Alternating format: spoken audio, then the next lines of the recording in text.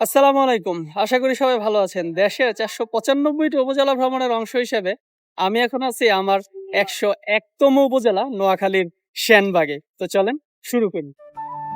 সেনবাগ নোয়াখালীর একদম পূর্ব দিকে অবস্থিত সবচেয়ে অপরিচিত একটি উপজেলা। জমিদারি আমলে এই অঞ্চলে হিন্দু জমিদারদের প্রভাব ছিল বেশি। পরবর্তীতে ধীরে ধীরে মুসলিম শাসকদের প্রভাব বাড়তে থাকে। প্রাচীনকালে এই অঞ্চলে সেনবংশীয় লোকজনের বসবাস ছিল, যারা ছিল অত্যন্ত সাহসী। তাদের সাহসিকতাকে তুলনা করা হতো বাঘের সাথে, আর এভাবেই এই উপজেলার নামকরণ হয় সেনবাগ। আজকের ভিডিওতে ঘুরবো এই উপজেলার উত্তর থেকে দক্ষিণে বেশ কয়েকটি জায়গায়। ভিডিওটি ভালো লাগলে চ্যানেলটি সাবস্ক্রাইব করতে ভুলবেন না।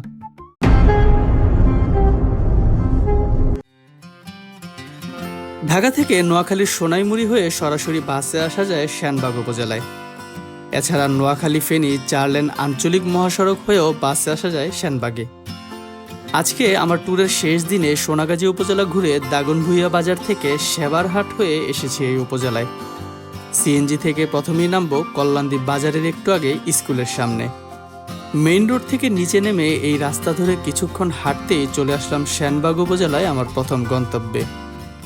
সেনবাগ উপজেলার ঘোরাঘুরি আমি শুরু করলাম সেনবাগ এবং ফেনীর দাগনভূঞা উপজেলার সীমানায় অবস্থিত কল্যাণদী ইউনিয়ন থেকে। আর আমার ঠিক পিছনে যে দরজাটি দেখতে পাচ্ছেন, এটি হচ্ছে কল্যাণদী জমিদার বাড়ির প্রবেশপথ বা মূল তোরণ। মেইন রোড থেকে এরকম গাছ বাগানের মধ্য দিয়ে কিছুক্ষণ হেঁটে পৌঁছাতে হয় বাড়ির প্রবেশদ্বারে। এটি প্রায় 200 বছরের প্রাচীন এক জমিদার বাড়ি, যেটি স্থানীয়দের কাছে পরিচিত রায়বাড়ি নামে। রামেন্দ্র রায় চৌধুরী ও কাঙ্গালী রায় চৌধুরী নামে 2 জমিদার বাড়িটি প্রতিষ্ঠা করেছিলেন। জমিদার বাড়ির ভবনগুলো আগে সেই জৌলুস হারালেও একটি জারখা বারান্দা দেখে তার আগের রূপ অনুমান করা যায়। এই জমিদার বংশের উত্তরসূরিরা এখনও এই বাড়িতে বসবাস করেন। বাড়ির পাশেই খনন করা হয়েছিল বিশাল এক দিঘি, আর এক পাশে ছিল তাদের শ্মশান। সেখানে কয়েকটা চিতামঠও দেখা যায়। কল্যাণদী জমিদার বাড়ি থেকে বের হয়ে এখন আমি যাব এই সেনবাগ উপজেলার সর্বদক্ষিণের একটি ইউনিয়নে। কল্যাণদী বাজারে এসে একটা সিএনজি পেয়ে গেলাম। আমি এখন যাব বীজবাগ ইউনিয়নে। এটা মেইন রোড ছিল বলে ভর দুপুরেও ভাগ্যক্রমে গাড়ি পেয়েছিলাম। সিএনজি থেকে নামলাম ফকিরহাট বাজারে। এরপর আবার হাঁটা শুরু করলাম, কারণ ভর দুপুরে এইসব ভেতরের রাস্তাগুলোতে অটো পাওয়া যায় না। চলে আসলাম সেনবাগ উপজেলার একেবারে দক্ষিণে বীজবাগ ইউনিয়নে। আর আমার ঠিক পিছনে যেটি দেখতে পাচ্ছেন, এটি হচ্ছে প্রায় 150 বছরের পুরাতন একটি মসজিদ, যেটি হচ্ছে পেচুভিয়া জামে মসজিদ। 3 গম্বুজ বিশিষ্ট এই মসজিদের প্রবেশদ্বারে খোদাই করে লেখা রয়েছে এর নির্মাণ সাল 1906, আর এটি নির্মাণ করেছিলেন জমিদার বেচু ভূঁইয়া। এই অঞ্চলের শাসনভার একসময় ছিল বাংলার 12 ভূঁইয়াদের হাতে, আর তাদেরই উত্তরসূরি ছিলেন এই বেচু ভূঁইয়া। আমার নাম হচ্ছে মোহাম্মদ মোয়াজ্জেম হোসেন ভূঁইয়া। আর যে মসজিদ তৈরি হচ্ছে উনি হলো আমার দাদার বাবা আর কি, আমার হিজা। তারপরে হিজার পর রয়েছে আমার দাদা মেন্ডি ভূঁইয়া, যিনি বানাইছে ওনার নাম বেসু ভূঁইয়া। ওই জন্য এর পরে আমার দাদার নাম মেন্ডি ভূঁইয়া। তারপর আমরা এদের ওনাদের আওলাদ। কত বছর আগে? এটা 350 বছর চলে। 350 বছর। এখন আমার বাপ সাথারা 7 ভাই, ওই জন্য মসজিদ দেখার জন্য ফটো উঠাই নেই, অনেক লোকজন আসবে, সাংবাদিকেরা আসি উঠাই নেই সবসময়। মসজিদে যখন আসছি তখনই আসলে জোহরের আজান দিয়ে দিল। তো এখন হচ্ছে মসজিদটা দেখা শেষ করে জোহরের নামাজ আদায় করব, আর নামাজ পড়ে চলে যাব হচ্ছে সেনবাগ উপজেলায়। সেখানে যে একটু খাওয়া দাওয়া করে আরও বেশ কিছু জায়গা আছে সেগুলো ঘুরতে হবে। বীজবাগ ইউনিয়ন থেকে এই পিছনের নোয়াখালী ফেনী 4 লেন হাইওয়ে ধরে হচ্ছে চলে আসলাম। আমার ঠিক পিছনেই হচ্ছে সেনবাগ উপজেলা যাওয়ার রাস্তাটা। আমি এখন যেখানে আছি এটাকে বলা হয় সেনবাগ রাস্তার মাথা। তো এখন হচ্ছে একটা মসজিদ আছে সেনবাগ উপজেলা যাওয়ার আগে, এটা দেখে তারপরে উপজেলায় ঢুকবো। রাস্তার মাথা থেকে সমীর মুন্সির হাট হয়ে এখন যাচ্ছি কাবিলপুর ইউনিয়নের দিলদার মার্কেটের দিকে। অটো থেকে নেমে একটু হাঁটতেই পেয়ে গেলাম মসজিদটি। এটি হচ্ছে কাবিলপুর চৌধুরী বাড়ি জামে মসজিদ।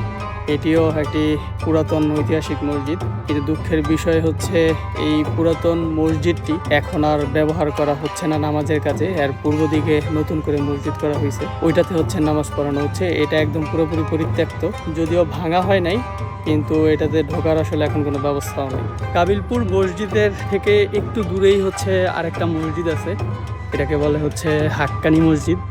তো এখন যাচ্ছে হচ্ছে ওই মসজিদটা দেখতে। তবে ওইখানে যেতে হলে অনেক দূর রাস্তা, হচ্ছে ঘুরে যেতে হয় গাড়িতে যেতে হলে। তো আমি হচ্ছে একটু শর্টকাট মারতেছি, যদিও হাঁটা হচ্ছে কষ্ট হচ্ছে, কিন্তু একদম গ্রামের ভিতরের রাস্তা, তো একদম মাটির রাস্তা, এই রাস্তা দিয়ে হচ্ছে হেঁটে যাচ্ছি। বৃষ্টি আসবে মনে হয়, ওয়েদারটাও সেই জোস, তো এই জন্য আর কি ভাবলাম যে হেঁটে যাই। বেশ কিছুক্ষণ হাঁটার পর দূর থেকে মসজিদটি দেখতে পেলাম। একটু কাছে যেতেই মসজিদের নান্দনিকতায় মুগ্ধ হলাম। অনেক উঁচু 4টি মিনার আর ছোট বড় 3টি গম্বুজ। পুরো মসজিদটি সিরামিক দিয়ে এমনভাবে তৈরি করা হয়েছে, দেখতে পারস্য স্থাপত্যকর্ম চোখে ভেসে ওঠে। আবুল খায়ের গ্রুপের আর্থিক সহযোগিতায় মসজিদটি 2007 সালে নির্মিত হলেও প্রাচীন মসজিদটি নির্মিত হয়েছিল 80-র দশকে হাশেম সওদাগরের বাড়ির আঙিনায়। মসজিদের পাশে সুফি সাধক রফিকুল ইসলামের একটি মাজারও আছে। মসজিদ দেখা শেষ করতে করতেই ওয়েদার একদম চেঞ্জ হয়ে গেল। আমি যখন এখানে আসছি তখন ছিল প্রচন্ড রোদ, এখন হচ্ছে ঝড় হবে। 5 মিনিটের ডিফারেন্সে মানে দিল আত্মা মানে একদম ঠান্ডা হয়ে গেল। যা লাগতেছে ওয়েদারটা সেই লাগতেছে সেই। এখন হচ্ছে উপজেলায় যাব, খাওয়া দাওয়া করতে চাইছিলাম, বাট এই ওয়েদার দেখে হচ্ছে পেট ভরে গেছে, মন তো ভরছে, এই জন্য পেটও ভরে গেছে। হাক্কানি মসজিদের সামনে থেকে একটা অটোতে উঠলাম। এখন যাচ্ছি শ্যানবাগ উপজেলা চত্বরে, কিন্তু অটো থেকে নামার আগেই ঝড় থেমে গেল, আর বৃষ্টিরও কোনো সম্ভাবনা নেই। শ্যানবাগে আমার এই প্রথম আসা। স্থানীয় অনেকের কাছে শুনলাম এখানে একটা খাবার হোটেলের কথা, যেটা শ্যানবাগ থানার ঠিক সামনে। ঢুকে পড়লাম সেই হোটেলে খাওয়া দাওয়া করতে। এটা হচ্ছে একবেলা হোটেল। নোয়াখালীর মানুষকে আপনারা যতই কিপটা বলেন না কেন, তারা খাওয়া দাওয়ার ক্ষেত্রে কিন্তু কোনো কম্প্রোমাইজ করে না, বিশেষ করে হচ্ছে টেস্টে। সো এই দোকানটা নাকি এরকমই তার টেস্টের দিক থেকে। আমি আমার আপার আমল থেকে চালাই, 27 চালাই, 27 চালাই এক বেলা বাদ দিছি। কয় বছর হয়েছে হোটেলটা? 27 কয় বছর হয়? ও, 27 থেকে। এটার কোনো নাম প্লেট, নেম প্লেট যে নাই বাইরে? না, এটা ভাঙি, এটা আনা বাজাইতে আসলে সাইনবোর্ড, এরপরে ভাঙি চুরি গেছে লাগাই। এমনি চলে। কি কি রান্না করেন এমনিতে? গরুর মাংস রাঁধি, মুরগি রাঁধি, ডাল রাঁধি, মাছ রাঁধি, সবজি রাঁধি। আজকে কি কি আছে? আজকে এখন মুরগি আছে আর ডিম আছে। বিকেল হওয়াতে খাবার ছিল শেষের দিকে, তাও ভাগ্য ভালো ছিল বলে 2 পিস দেশি মুরগির মাংস পেয়েছিলাম।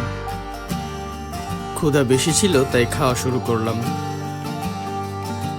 বাংলাদেশের সবচেয়ে মজার রান্না হয় এই কুমিল্লার নোয়াখালী অঞ্চলে। ফেনীতে মাস্টার হোটেলে খাইছিলাম, যেরকম হচ্ছে একটা বাসার যে টেস্ট, বাসায় রান্না করলে সেম হচ্ছে এরকম টেস্ট। এই জন্যই হচ্ছে এই দোকানগুলো এত বিখ্যাত। কারণ আপনি নর্মাল হোটেলে যদি খেতে যান তাহলে হচ্ছে সব সময় খেতে পারবেন না, হয়তো 1-2 বেলা আপনি খেতে পারবেন, কিন্তু এগুলাতে আপনি ডেইলি খেতে পারবেন। এগুলা যে টেস্ট, মশলার ব্যবহার অনেক কম। সো আমি মনে করি যে এটা হচ্ছে one of the best hotel. আর এখানের দেশি মুরগির হাড় দেখে বোঝা গেল বাসাবাড়ির অরিজিনাল দেশি মুরগি।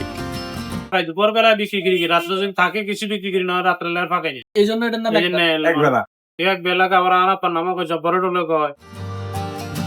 খাওয়া দাওয়া শেষ করে কানকিরহাটের একটা অটোতে উঠলাম। ডুমুরিয়া স্ট্যান্ডের পরে একটা ছোট কালভার্টের উপরে নেমে হাঁটা শুরু করলাম। এই রাস্তায় খুব একটা গাড়ি নেই, তাই বাধ্য হয়ে হাঁটতে হচ্ছে, কারণ মাগরিবের খুব বেশি সময় বাকি নেই। গাড়ির জন্য অপেক্ষা করলে হয়তো আর লাইট পাবো না, তবে এই রাস্তায় হেঁটে আসতে বেশ ভালোই লাগলো। শ্যানবাগ উপজেলাটা হচ্ছে কিছুটা উত্তর থেকে দক্ষিণে বিস্তৃত, লম্বাটে টাইপের। আমি শুরু করেছিলাম দক্ষিণ দিক থেকে, খাওয়া দাওয়া শেষ করে একবেলা হোটেলে, এখন চলে আসছি এই শ্যানবাগ উপজেলার উত্তরের দিকের একটা জায়গা, এটার নাম হচ্ছে নলুয়া। এবং আমার পিছনে যে মসজিদটি দেখতে পাচ্ছেন এটি হচ্ছে নলুয়া মিয়াবাড়ি জামে মসজিদ। এটি এখানকার একটি ঐতিহ্যবাহী মসজিদ। যদিও মসজিদটি খুব বেশি পুরাতন নয়, কিন্তু মসজিদটি তার নান্দনিক ডিজাইনের কারণে সবার কাছে রাতারাতি খুব জনপ্রিয় হয়ে উঠেছে। এই মিয়াবাড়ির একজন উত্তরসূরি হলেন বিশিষ্ট ব্যবসায়ী ও সমাজসেবক নূরে আলম চৌধুরী। তারই ব্যক্তিগত উদ্যোগে প্রায় 6 কোটি টাকা ব্যয়ে 2 তলা বিশিষ্ট এই মসজিদটি নির্মিত হয়। প্রায় 1000 মুসল্লি একসঙ্গে নামাজ আদায় করতে পারেন এখানে। আছে মহিলাদের জন্য আলাদা নামাজের ব্যবস্থাও। প্রত্যন্ত গ্রামে নির্মিত এই মসজিদটি বর্তমানে একটি দর্শনীয় স্থানে পরিণত হয়েছে। মসজিদের পাশে অনেক সুন্দর একটা পুকুর আছে। এখন হচ্ছে এই পুকুরে অজু করব, অজু করে মাগরিবের নামাজটা পড়ে ফেলবো, কারণ আমার মোটামুটি এই ফেনী ট্যুরটা এই সেনবাগ উপজেলা দিয়ে শেষ হয়ে যাবে এবং মাগরিবের নামাজ পড়ে ঢাকার উদ্দেশ্যে রওনা হব।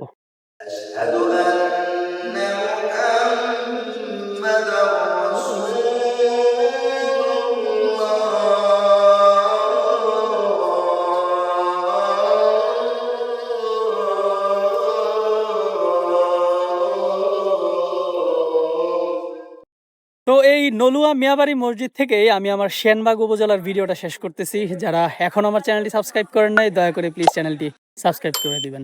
সবাই ভালো থাকবেন। আসসালামু আলাইকুম।